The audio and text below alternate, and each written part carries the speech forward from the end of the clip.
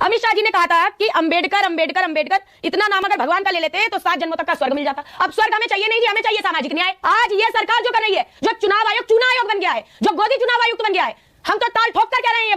संविधान दिवस वो भी आदरणीय प्रधानमंत्री जी ने ही उसको सेलिब्रेट करने का वो शुरू किया और 26 दिसंबर 2015 को जो है 26 नवंबर 2015 को शुरू किया। और उस समय यही कांग्रेस वाले थे जो बाइकआउट करके संविधान संसद से वॉकआउट कर गए थे। इमरजेंसी से पहले मेरा देश सेक्युलर या सोशलिस्ट नहीं था क्या? क्या वो शब्द आने के बाद ही सेक्युलर और सोशलिस्ट हुआ? क्या इन दोनों शब्दों पर विषय और बहस नहीं हुई थी कॉन्स्टिट्यूएंट असेंबली में? सवाल लीजिए, सवाल लीजिए। अरे हर 10 सेकंड में सवाल लीजिए, सवाल लीजिए। करने की जरूरत नहीं है। नहीं कि इस देश में लोकतंत्र की रक्षा करने वाले जितने भी इंस्टीट्यूशंस हैं उनको नगण्य में कर दिया गया है कि एक चीफ जस्टिस में जूता चलता है। देश में इमरजेंसी लगाकर 80 में चुनाव जीते 11 राज्यों की सरकार इन्होंने गिराई। राम मंदिर जब बाबरी ढांचे को ध्वस्त कर दिया, भस्म कर दिया लोगों ने, उसके बाद 4 राज्यों की सरकार इन्होंने गिराई। अच्छा, अरे इस देश में संविधान की धज्जियां उड़ाने। दोस्तों, हाल ही में प्रधानमंत्री नरेंद्र मोदी जी ने संसद के सेंट्रल हॉल में संविधान दिवस को सेलिब्रेट किया।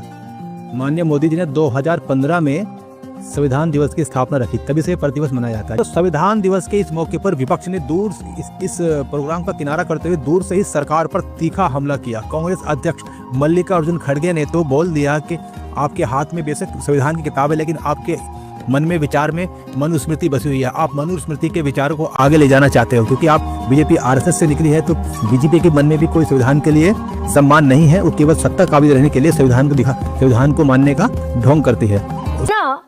ये मल्लिकार्जुन खड़गे साहब जो ट्वीट कर रहे हैं, संविधान की धज्जियां उड़ा रहे हैं बीजेपी आरएसएस के लोग, जरा समझाइए ना। संविधान की रक्षा और सुरक्षा का दायित्व तो शासन और प्रशासन का भी होता है, और मुझे लगता है आज मुखर होकर हमें बोलना पड़ रहा है इस बात को। अमित शाह जी ने कहा था कि अंबेडकर अंबेडकर अंबेडकर, इतना नाम अगर भगवान का ले लेते तो 7 जन्मों तक का स्वर्ग मिल जाता। अब स्वर्ग हमें चाहिए नहीं जी, हमें चाहिए सामाजिक न्याय।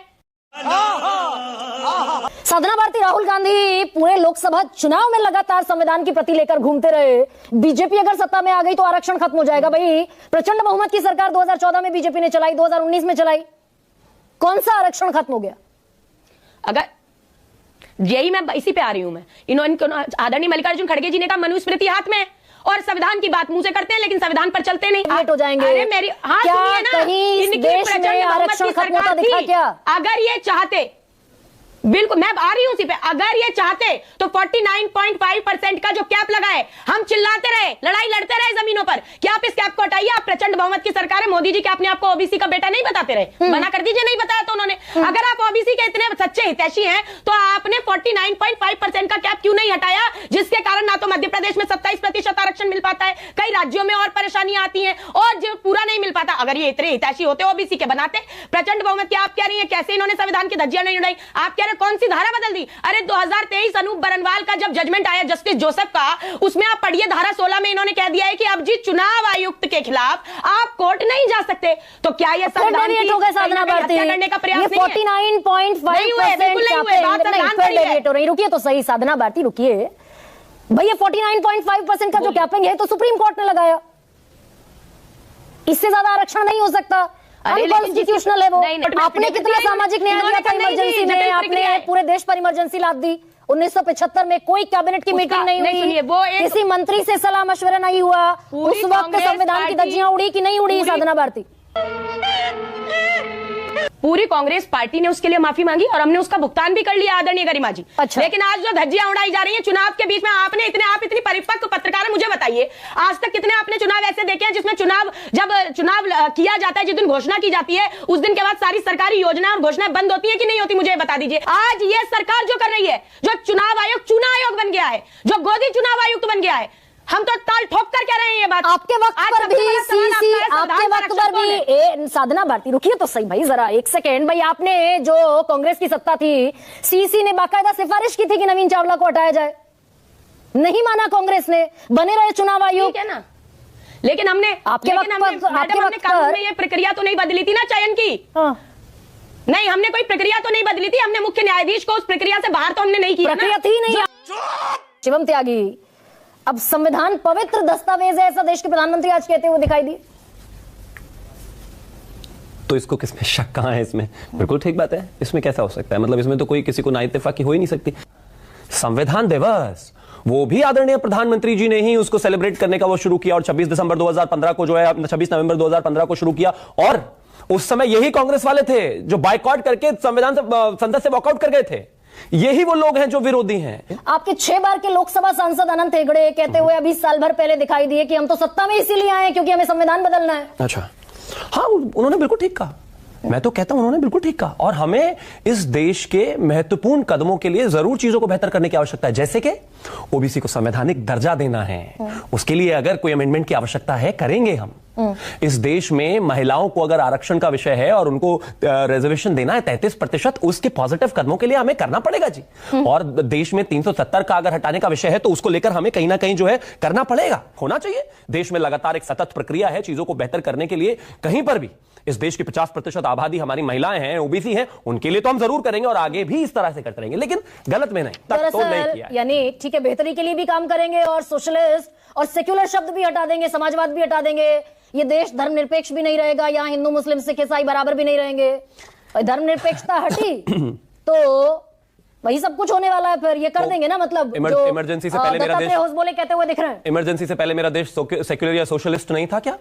क्या वो शब्द आने के बाद ही सेक्युलर और सोशलिस्ट हुआ? क्या इन दोनों शब्दों पर विषय और बहस नहीं हुई थी कॉन्स्टिट्यूएंट असेंबली में? क्या केटी शाह, जवाहरलाल नेहरू जी और स्वयं अंबेडकर जी ने इस विषय पर जो है क्लैरिटी नहीं रखी थी कि वो नहीं होने चाहिए थे? क्या इस देश में इमरजेंसी से पहले वो शब्द थे, नहीं थे? भाई, मेरे देश की महान शख्सियत थी कॉन्स्टिट्यूएंट असेंबली में, उन्होंने नहीं लिया। धर्मनिरपेक्षता और समाजवाद संविधान में नहीं रहने चाहिए ना। मैं कौन होता हूं ये कहने वाला? मैं तो मेरे देश के, अरे मैं तो अपने देश की महान जो विभूतियां रही हैं, चाहे वो जवाहरलाल नेहरू, चाहे वो केटी शाह, चाहे वो अंबेडकर जी, चाहे वो तमाम लोग कॉन्स्टिट्यूएंट असेंबली में रहे हो, चाहे जोगेश्वर नाथ मंडल का विषय रहा हो, जितने भी हैं, उन सबसे डिस्कशन करने के बाद इस देश में संविधान की जो है स्थापना हुई, चीजें लेकर आगे बढ़े, वो इसके समर्थन में नहीं थे। बताइए ना, बताइए। भाई, केटी शाह, जवाहरलाल नेहरू, बाबा साहब अंबेडकर समाजवाद और धर्मनिरपेक्षता के पक्ष में नहीं थे।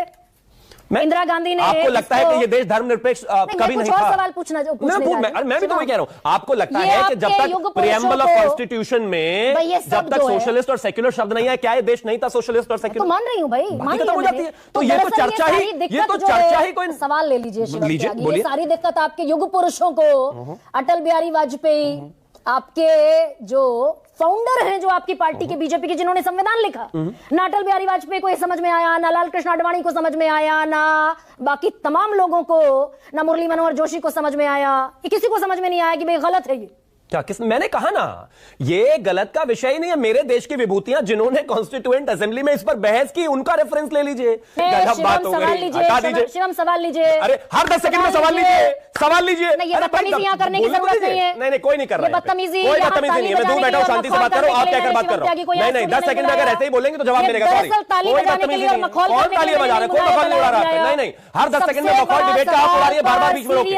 अपने इंटरजेक्शन गिन लीजिएगा कितने। मुझे इस बात पे जाने का मैं डिटेल होने देना चाहता। गरिमा सिंह, गरिमा सिंह डिबेट का विषय नहीं है। हर 10 सेकंड में बोलने वाली महिला कह रही है कि सेंसिबल रही है। Thank you. जाइए आप शिवम त्यागी जी, सेंसिबल डिस्कशन करते हैं। मुझे आप नहीं बताएंगे ना भाई, कमाल बात हो गई। आपकी सेंसिबिलिटी सबको पता है। कृपया करके आपसे निवेदन है, आप मुझसे डिबेट करें। मैं आपसे पर्सनली बहस करना जाना ही नहीं चाहता। किसी भी तरह के कंस्ट्रक्टिव चेंज के लिए है यहाँ पर। अच्छा, देश में अगर महिलाओं के आरक्षण का विषय होगा, हम उसके लिए आगे बढ़ेंगे। हम तमाम चीजों के, आपको दत्तात्रेय बोले जी, नेहरू जी से एकदम आप तुरंत किनारा कर ले रही। अरे वो नहीं मानते थे कि ये जरूरी है। बाबा साहब नहीं मानते थे वो जरूरी है। और जिन लोगों को करना है उन्होंने किया भाई, अपने लिए क्या नहीं किया? अरे 17 बार नेहरू जी ने करा, इसके अलावा 40 बार इंदिरा जी ने करा, 55 साल के समय में 77 बार इन्होंने संविधान चेंज करा। आर्टिकल 356 का सबसे ज्यादा दुरुपयोग इनके समय में हुआ। अपने देश में पहली गैर कांग्रेसी सरकार लेफ्ट की इन्होंने गिराई। अच्छा सुनिए, इस देश में इमरजेंसी लगाकर 80 में चुनाव जीते 11 राज्यों की सरकार इन्होंने गिराई। राम मंदिर जब बाबरी ढांचे को ध्वस्त कर दिया, भस्म कर दिया लोगों ने, उसके बाद 4 राज्यों की सरकार इन्होंने गिराई। अच्छा, मैं आगे इस देश में संविधान, प्लीज कम टू द, मुझे थोड़ा सा समझाइए ना सर, मैं आपसे समझना चाहती हूँ। मेरे इस पूरे पैनल में सबसे एक्सपीरियंस्ड हैं भाई। ये जो संविधान बदल देंगे, संघ नहीं मानता संविधान को, संघ ने बाबा साहब अंबेडकर के पुतले जला दिए, उसी पृष्ठभूमि से प्रधानमंत्री नरेंद्र मोदी आते हैं, ये इसमें कितना हकीकत है और कितना फसाना है?